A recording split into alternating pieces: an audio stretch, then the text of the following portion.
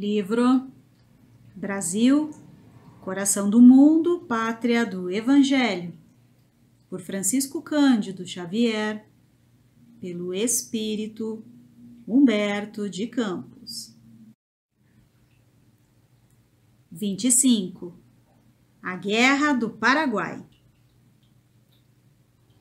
O segundo reinado, depois das angustiosas expectativas do período revolucionário, atravessava uma época de paz, em que se consolidavam as suas conquistas no terreno da ordem e da liberdade. Dom Pedro II, à medida que ia ampliando o patrimônio das suas experiências em contato com a vida e com os homens, amadurecia, cada vez mais, as belas qualidades do seu coração e da sua inteligência. Suas virtudes morais granjearam para sua personalidade mais que a simpatia popular, pois o generoso imperador, de cuja dotação se beneficiavam tantos pobres e se educavam inúmeros estudiosos sem recursos, vivia aureolado pela veneração carinhosa das multidões. Dado à arte e à filosofia, sua notoriedade nesse sentido alcançou os próprios ambientes da cultura europeia, onde seu nome se impunha à admiração de todos os pensadores do século. No problema constitucional, todavia, o imperador muitas vezes se abstraía dos textos legais para consultar os interesses gerais da nação, norteando-se muito mais pela imprensa que pela opinião pessoal dos seus ministros, o que desgostava profundamente os políticos da época, que encaravam essas atitudes como impertinências do monarca republicano da América, configurando-se-lhes que ele se deixava atrair pelas resoluções ilegais. A verdade, contudo, é que o Brasil nunca atravessou um período de tamanha liberdade de opinião. Somente as nacionalidades de origem saxônica gozavam, a esse tempo, no planeta, da mesma independência e das mesmas liberdades públicas. Numerosas conquistas neste particular se consolidaram sobre a administração do imperador generoso e liberalíssimo. Em 1850, iniciava-se a plena supressão do tráfico negro, realizando-se a abolição, por etapas altamente significativas. Em 1843, Dom Pedro II desposara a Dona Teresa Cristina Maria, princesa das Duas Sicílias, que viria a partilhar com ele, no Sagrado Instituto da Família, da mesma abnegação e amor pelo bem do Brasil. No mundo invisível, as falanges de Ismael não se descuravam da pátria do Evangelho, enviando para a administração do segundo reinado os elevados espíritos que seriam colaboradores do grande imperador na solução dos relevantes problemas da abolição, da economia e da liberdade. Foi assim que, naquela época de organização da pátria, apareceram homens e artistas extraordinários, como Rio Branco e Mauá, Castro Alves e Pedro Américo, que vinham com elevada missão ideológica nos quadros da evolução política e social da pátria do Cruzeiro. O homem, porém, terá que construir o patrimônio do seu progresso e iluminar o caminho da sua redenção à custa dos próprios esforços e sacrifícios, na senda pedregosa da experiência individual. Ora, em meio dessas lutas, o poder moderador da coroa não conseguiu eliminar certo fundo de vaidade, que se foi estratificado na alma nacional, fazendo-lhe sentir a sua supremacia sobre as demais nações americanas do Sul. Dentro dessas ideias perigosas da vaidade coletiva, sentia-se o Brasil, erradamente, com o direito de interferir nos negócios dos estados vizinhos, em benefício de nossos interesses. É verdade que os países de colonização espanhola sempre tratavam o Brasil com mal disfarçada hostilidade, desejando reviver no Novo Mundo os antagonismos raciais da velha península.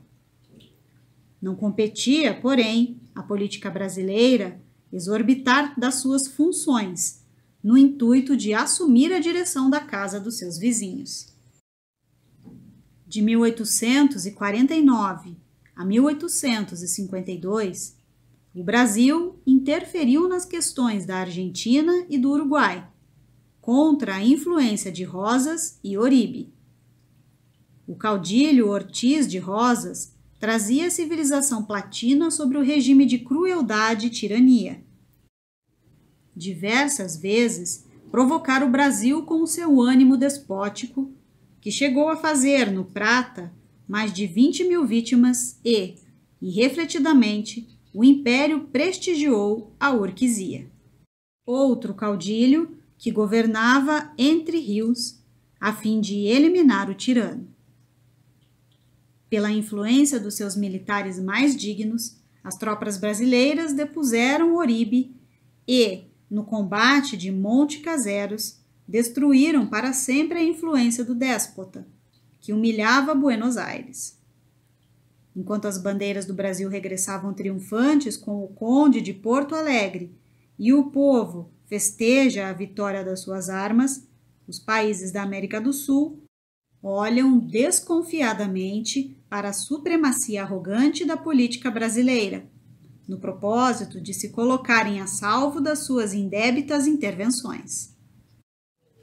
Após uma das festas que comemoravam os acontecimentos, Dom Pedro II se retira silenciosamente para o recanto do seu oratório particular. Com o espírito em prece, contempla o crucificado, cuja imagem parece fitá-lo cheia de piedade e doçura.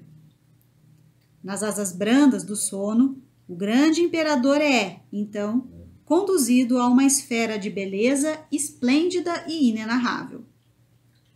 Parece-lhe conhecer as disposições particulares daquele sítio de doces encantamentos. Aos seus olhos atônitos surge, então, o Divino Mestre, que lhe fala como nos maravilhosos dias da ressurreição, após os martírios indizíveis do Calvário, assinalando suas palavras com sublime brandura. Pedro, guarda a tua espada na bainha, pois quem com ferro fere, com ferro será ferido. A tua indecisão e a tua incerteza lançaram a pátria do Evangelho numa sinistra aventura. As nações, como os indivíduos, têm a sua missão determinada e não é justo sejam coagidas no terreno das suas liberdades. O lamentável precedente da invasão efetuada pelo Brasil no Uruguai terá dolorosa repercussão para a sua vida pública. Não descanse sobre os louros da vitória, porque o céu está cheio de nuvens e deves fortificar o coração para as tempestades amargas que hão de vir. Auxiliarei a tua ação através dos mensageiros de Ismael, que se conservam vigilantes no desenvolvimento dos trabalhos sobre a tua responsabilidade no país do Cruzeiro. Mas que as tristes provações gerais, em perspectiva, sejam guardadas como lição inesquecível e como roteiro de experiência proveitosa para as tuas atividades no trono. Dom Pedro II, depois daquele sono curto, na intimidade do oratório, sono preparado pelas forças invisíveis que o rodeavam, recolheu-se ao leito, cheio de angústia e de ansiosa expectativa. Os anos não tardaram a confirmar as advertências do Senhor, que é a luz misericordiosa do mundo. Em 1865, quando o Brasil procurava interferir novamente nos negócios do Uruguai, impondo a sua vontade em Montevidéu, o Paraguai se sentiu ameaçado na sua segurança e se declarou contra o Brasil, ferindo-se então a guerra que durou 5 longos anos de martírios e derrames de sangue fraterno. O Paraguai, como os outros países vizinhos, vivia reduzido à condição de feudo militar. A lei marcial imperava ali sistematicamente, e Solano Lopes não receou arrastar o seu povo àquela terrível aventura. Sua personalidade como político não era inferior à dos caudilhos do tempo, e grandes valores poderiam ser incorporados às suas tradições de chefe. muitas vezes apresentado como tirano cheio de crueldades nefandas.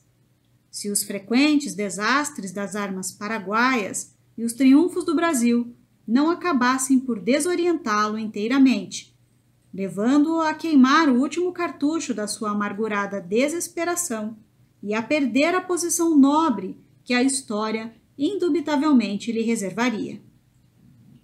Aliando-se aos amigos da Argentina e do Uruguai, o Brasil afirmou com a vitória a sua soberania. O próprio imperador visitou o campo de operações bélicas em Uruguaiana, onde assistiu à rendição de 6.000 inimigos. Os militares brasileiros ilustram o nome da sua terra em gloriosos feitos, que ficaram inesquecíveis. Mas o país do Evangelho sempre foi contrário às glórias sanguinolentas.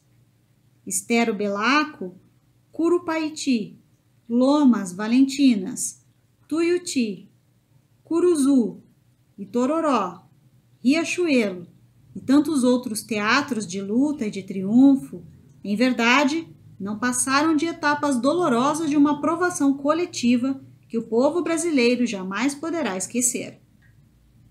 A realidade, entretanto, é que o Brasil retirou desse patrimônio de experiências os mais altos benefícios para a sua política externa e para a sua vida organizada, sem exigir um vintém dos proventos de suas vitórias.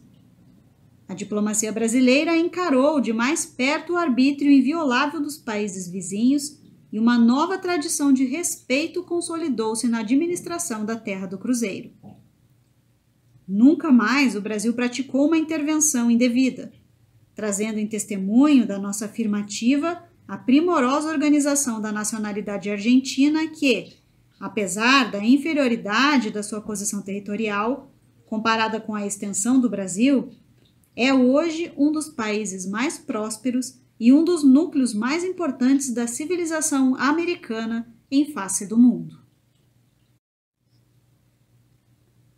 Notas: Rosas e Oribe. Episódio numa longa disputa entre Argentina e Brasil pela influência no Uruguai e hegemonia na região do Rio da Prata. Urquiza. Justo José Urquiza, militar e político argentino. Entre Rios, província da Argentina. Monte Caseros, também chamado de Batalha de Caseros, foi uma das batalhas da guerra contra Oribe e Rosas.